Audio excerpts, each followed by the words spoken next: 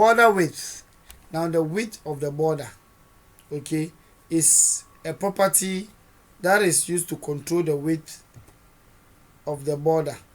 The value of this can either be given in pixels, okay, or by using thin, medium, or thick as a value.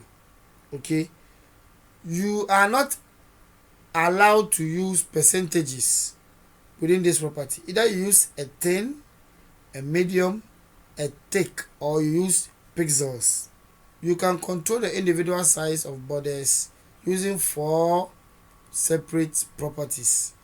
So you can decide to give the border top width, the border right, the border bottom, and then the border left.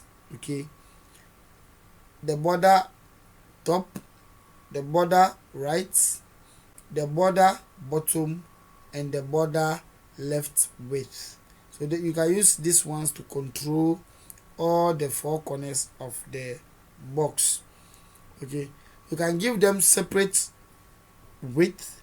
Okay, you can give it. So let's say if you see anything like 2112, that means that the top is having 2 pixels, the right is having 1 pixel, the bottom is having 1 pixel, and then the left is having 2 pixels. Okay, this goes clockwise. TRBL, the T meaning top, the R meaning right, the B meaning bottom, and then the L meaning left. So you can actually write the word trouble, TROUBLE, and take out all the vowels within the word trouble. You're going to get what I'm talking about.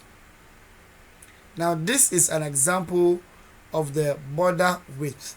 So I'm going to give an example, and I'm going to indicate the width of the border here. So I want to add just one more paragraph, okay, and I'll give it a class of 3. Then I will actually I'll give it these properties in my CSS.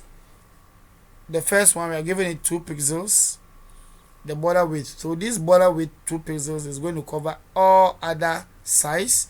You can specify here by giving it thick, and then here we can give it the top should be 1, the right should be 4, the bottom should be 12, and the left should be 4.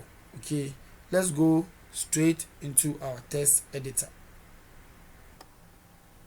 Now this is our text editor. I've already entered the paragraphs with its classes 1, 2, and 3.